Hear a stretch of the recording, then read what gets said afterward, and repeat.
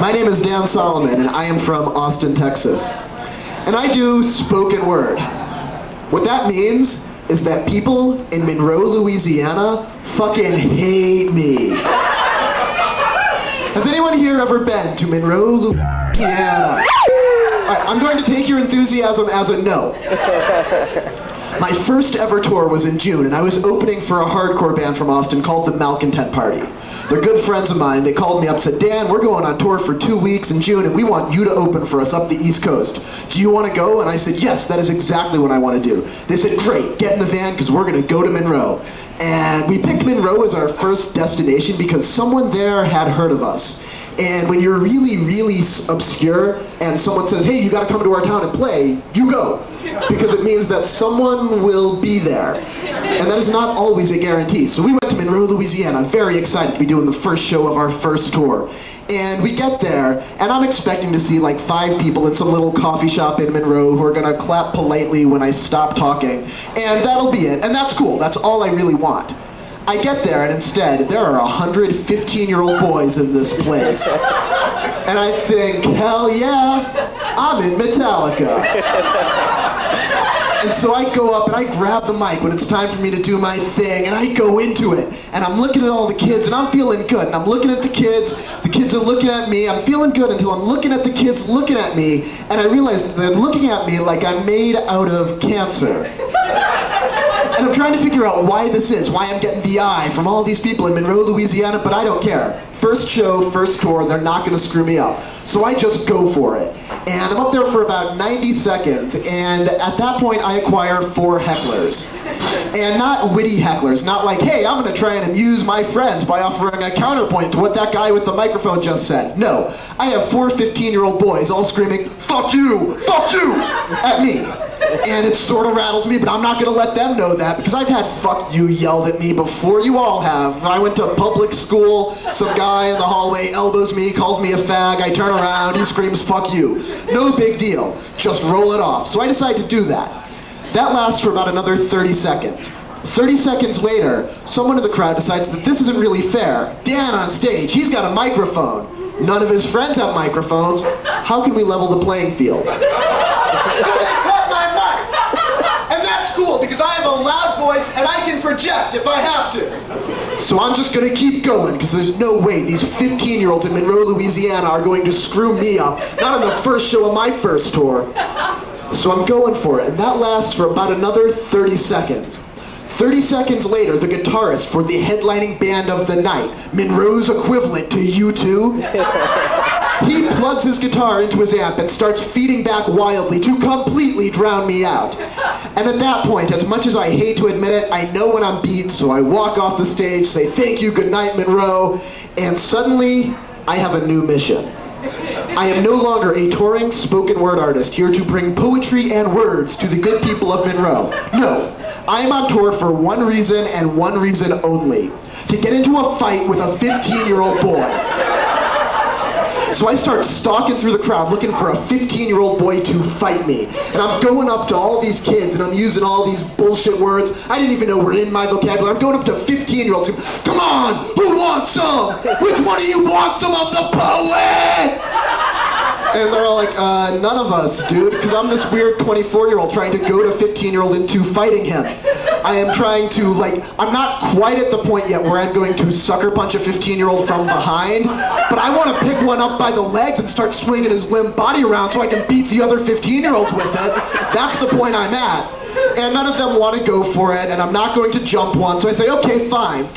I'm just going to find the promoter of this show and ask him what the fuck the deal is. So I find the promoter, this guy named Donnie, and I say, Donnie, what the fuck is the deal? Why are they yelling at me? Why are they cutting my mic? Why are the other bands drowning me out with their guitars? He says, I'm sorry, man. I guess I should have told you beforehand. I had to book you on Christian Screamo night. And I didn't even know what Christian Screamo was until this glorious night in Monroe, Louisiana, but I was about to get a crash course. Christian Screamo, for those of you who don't know, is this kind of music where you get like one clean-cut white kid in a white belt with nice hair, and he sort of whines over his guitar into his microphone. I don't have a girlfriend. And then you've got his buddy, the intense guitarist with the tattoos and the studded belt, and he screams, "Christ is King!" And that is Christian Screamo. And that's what all 100 kids in Monroe, Louisiana were out there to hear. They didn't want to hear me do poetry and talk about George Bush. And this wakes something up in me because I live in Austin, and we're in Austin, so you guys know what Austin is like. Austin is sort of like this hippy-dippy liberal oasis within the great state of Texas.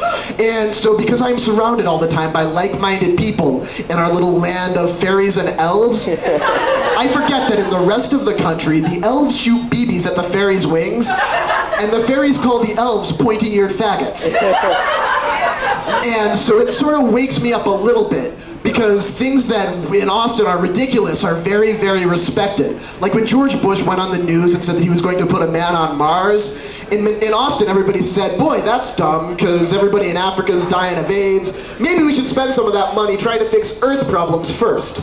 When he said that in Monroe, Louisiana, everybody said, that's brilliant. In fact, we think he should put a man on the sun. And you say you can't put a man on the sun. The sun is a massive incandescent gas, a gigantic nuclear furnace, where hydrogen is smashed into helium at a temperature of millions of degrees, and they say, that's cool. We'll go at night. And that is the mindset that you are battling in Monroe, Louisiana. And I forget this. So we end up in this town, me and my 5 friends in the hardcore band, and we don't know where we're going to stay because everybody hates us. We didn't get paid because the band was going to pay us as the one who cut my sound. And we don't know what's going on. So finally, I tracked down this one kid who was in the corner who seemed to be having a good time. And I say, hey man, what's the deal with your town? And he tells me about the deal with Monroe, Louisiana. And he begins to tell me about this town where the youth culture is so conservative. This is the youth culture. This is not the football team. The youth culture is so conservative that it would give Ann Coulter orgasms so fierce, it would make the teeth in her vagina chatter to the rhythm of Deutschland über alles. And that is where we are. So I ask him what the deal is with this town, and he tells me they've got this weird-ass Punks for Bush thing going on, and it's really, really awful. And then I finally cut to the chase and say, look, man, we don't have any money and we don't have a place to go. Are you all right with having 6 dudes crash on your floor? And he says, yeah, that's fine.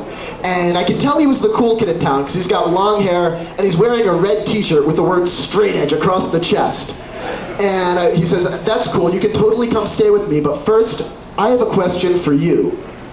Do you have any weed? And I say, actually, no. We're all kind of nerds and we don't know where to buy drugs.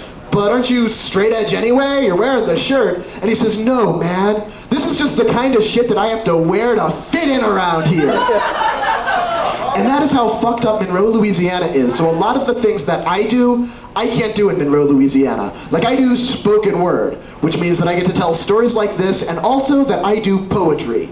And I don't know if you guys are aware of this, but poetry is gay. And if you do something gay in front of a bunch of 15-year-olds who love Jesus and George Bush, then you're making them question themselves if they start to appreciate it. First you're up there doing the poem and they're like, hey, this is all right, I kind of appreciate this. And then their friend walks by in the tight jeans and they say, hey, Steve's looking all right, I kind of appreciate that. And then Jesus won't love them anymore. So in order to back away from that, they have to yell at the performer. But y'all have been cool, because we're in Austin, so of course you guys are going to be cool. And so I think I'm going to be able to get away with doing a poem for you now. This is a poem that I wrote called Love Poem for an Anorexic.